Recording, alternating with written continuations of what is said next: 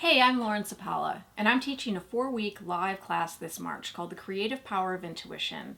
I'm doing this video series because I've been getting a lot of questions about the course before it's even launched, and I want to answer as many of those questions as I can. Video 1 in this series, if you missed it, is Are you suppressing your intuition as an INFJ or an INFP? We really covered a lot in that video, mainly about the anxiety that INFJs and INFPs experience when we are suppressing our intuition. And what I said in that video was this anxiety manifests around identity and around decisions in life. So if you have to change careers or move or start a new relationship, you can really experience a lot of panic and indecision, a lot of wishy-washy back and forth. I don't know what I want to do. I don't know if I can trust this. Just a lot of heightened anxiety around decisions. Same thing with identity, like who am I? Where am I going in life? Am I taking the steps forward that I need to be taking? How do I know that's true? So there's a lot of anxiety that comes in for us when we are not using our natural intuition. And I talked about a really simple way to get past that in video 1. The new course that I'm doing this March, I just want to say before I dive into today's lesson, it's going to cover all of this stuff, but way, way more in depth, because I am getting a lot of emails from people where they're like, I watched the video and I love it and I want to know more, and are you going to cover this and that? I'm going to cover a broad range of topics. It's going to be 4 weeks long, so we're going to have time to really, really go deep into it. The new course is designed for INFJs and INFPs who feel shut down creatively, who feel shut down intuitively, who feel just sort of like something's off in life, like they're not as happy as they could be. There is something missing from their lives and they don't know what. And they want to find that missing piece, whether that's creativity or that's better relationships or it's just a better sense of self. So I've actually been coaching INFJs and INFPs for over 7 years now. I'm a writing coach, but I also do a lot of life coaching with my clients. And what I've seen when INFJ and INFP people, and I'll say intuitive people overall, I actually do not want to leave out the extroverts. ENFJs and ENFPs, come on into this course, you're more than welcome.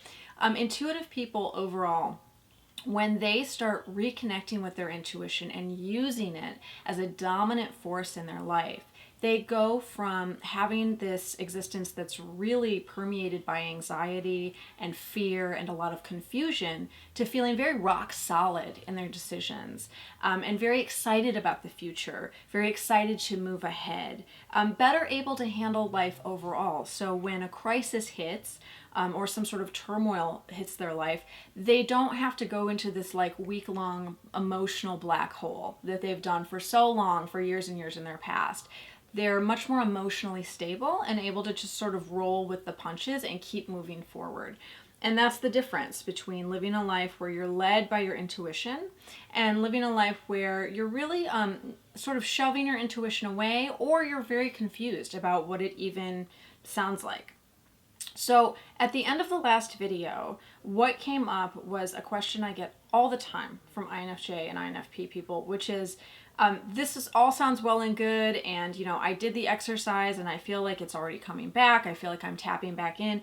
But what if it happens again? What if I abandon my intuition again? Or my intuition abandons me? Or I fall back into confusion and anxiety and I don't know what my intuition is and I don't know how to hear it? How can I really maintain that strong connection with my intuition that I need to be a totally thriving intuitive person? So I always start with one simple thing that actually will lead you down a rabbit hole of self-discovery and personal growth. It's one question. It's one question to ask in so many situations in life. You can ask this question whenever you feel emotional agitation. So say you're on the phone with your mom and you guys sort of have maybe a dysfunctional relationship. You hang up the phone with her and you're like, oh my God, my heart is racing. I'm so upset. How do I calm myself down? How do I center myself? You can ask this if you walk into your workplace, if you work in maybe a tense sort of office environment, and because you're an empath, because you're intuitive, you pick up on all of those emotional vibrations, and you walk in and you're like, stuff's tense today. I don't know what to do. I don't know who to side with. You can ask this question. Even just walking down the street, you suddenly feel weird and you don't know why. You can ask this question. So the one simple question is this mine? Now, what will usually happen when you ask that question? Is this mine? What you're really asking is this my energy? Are these my emotions? Does this belong to me? Is this mine to process? Is this mine to work with? You're asking all of those things, but you don't need to say all of those things. You just need to ask, is this mine? Most of the time, what will happen, you'll get a very quick answer. Sometimes you won't even have finished asking the question inside your own mind when you'll hear a yes or no. It will be very fast. And what will happen after that is that you'll immediately question that. Well, that was too quick. I mean, that yes came too quick, or that no came too quickly. And you'll start to try to dissect it and pick it apart. And well, why is it mine? Or why isn't it mine? Or if it's not mine, whose is it? And who does it belong to? And what's going on? That is the rational mind coming in, trying to make sense of things, trying to evaluate things, trying to nail things down so that it feels secure and safe. Whenever that happens, when all those floods of questions come in, you can just just slowly and very firmly say, I don't need to answer all those questions right now. That's not really important. What is important is that this is mine or this is not mine. Usually it's not yours. 90% of the time when you ask this question, you will get a no. This is not mine. And that's really all you need to know. It's not yours. So you don't need to run that energy through your body. You don't need to process those emotions. You don't need to work with it. You don't need to figure it out, which INFJs and INFPs love to do. We love to figure things out. If you want to figure it out, you can. No one's holding you back from figuring it out, but you don't have to because it's not yours. So what happens when we start asking this routinely in our lives, and you might end up asking it 10, 15 times a day, especially if you're a very busy person, you come into contact with a lot of other people, maybe on the job, or you have a big family. You'll ask it over and over again, and what you'll start to see is that the more you ask it, the more you can let go of the reactions of other people around you. Now, this is something that is sort of glaringly obvious, but also a huge secret for most INFJs and INFPs. We tend to be control freaks. And what we like to control is our relationships with other people. So INFJs and INFPs, very commonly, if someone has a negative reaction around us, especially to us, if we get in an argument with our partner, our spouse, if we feel that a coworker is angry at us or a friend is upset with us, we go into a total emotional tailspin. Very quickly, it's like a black hole. It sucks us in, and we literally can't function. We cannot carry on with our lives until we restore harmony to that energetic connection with that other person. So part of that is because, yes, we are feeling types. We have that need for harmony. That's very natural. Another part of it is because most INFJs and INFPs have learned how to control the reactions of everyone around them. We usually pick this up in childhood. Many INFJs and INFPs have narcissistic parents, or we have some toxic, dysfunctional parents in some other way. We had a parent or a situation in childhood where we ended up stepping in and carrying a lot of the emotional burden for our caretakers, the people who were supposed to be taking care of us. We sort of became the adults with them. So we're going to be going into all of this so much more in depth in the class, but I just want to touch on it here because it's so important to know that you do that and that there's nothing wrong with that. It's not something bad you're doing, but it's not always helpful. It's part of your natural caretaking ability as an INFJ, an INFP, an empathic person. It's part of your abilities as a healer, as an intuitive healer. You have this ability to step in, really merge with someone else, feel their energy, feel where the pain is, start to help them shift things. However, what can happen when we fall out of balance, if we don't know who we really are, if we are trying to use too much of our rational side, if we are leaning too heavily on the mental side of our abilities, then we start to control. and we start to manage everyone else's reactions around us. And what happens when you're managing all of these reactions, you're always trying to anticipate what other people want, what they need, what they might expect of you. That ends up being a lot of voices in your head. So when you have all that going on, it's very difficult to listen to your own intuition. Intuition is a voice that is quiet. It's not a big, loud, trumpeting, sort of like voice from the heavens that's going to shake the walls, and you will definitely know it's your intuition. Your intuition is a very firm voice, but it's a quiet voice, and it sounds just like you. It sounds just like all of your other thoughts. It just feels differently. This is something else we're going to cover in the class. How to sort of parse that out. What's my intuition and what are just my normal thought loops? How do I tell the difference? But when you start asking on a daily basis, is this mine? Is this mine? And you get those answers. Yes, no, no, no, yes.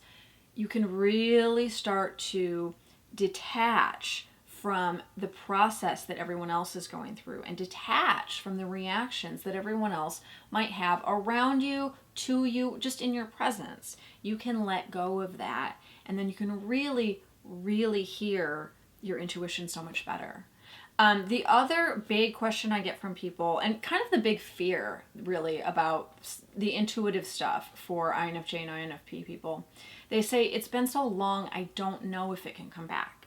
Or I've really relied on my thinking skills for so long, and it's almost like I'm an INTJ. I mentioned that in the last video, that I don't know if I can reconnect. It seems like it's going to be really hard. It's going to be like a big uphill battle.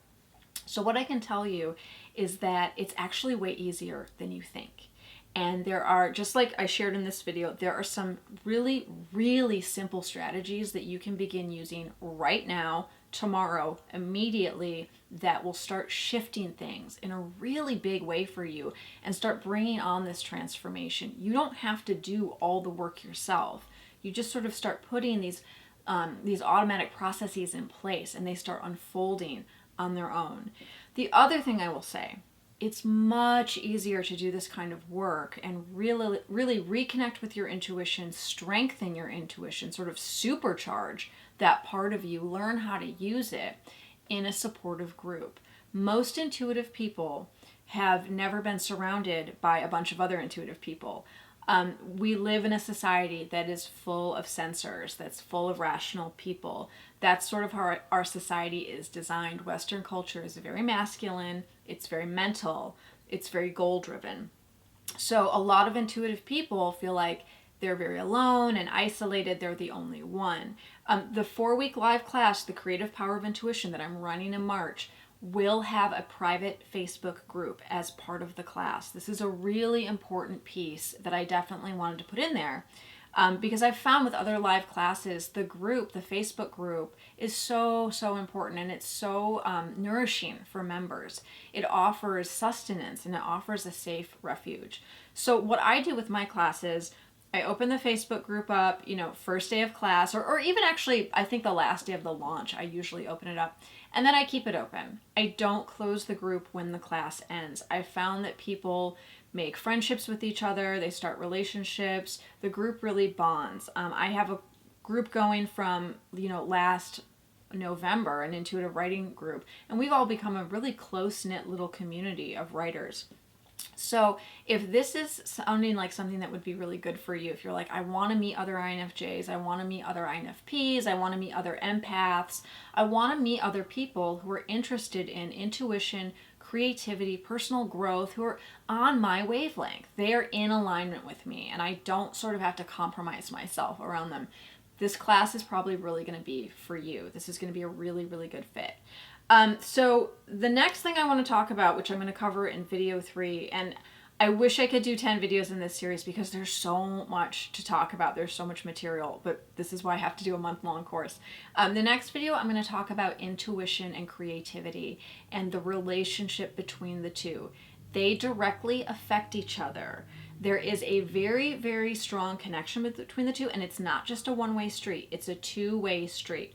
So I'm going to go really in depth in that in video 3. If you're listening to that and you're like, yes, I need to know that. I'm blocked in my creativity. I can't finish my novel.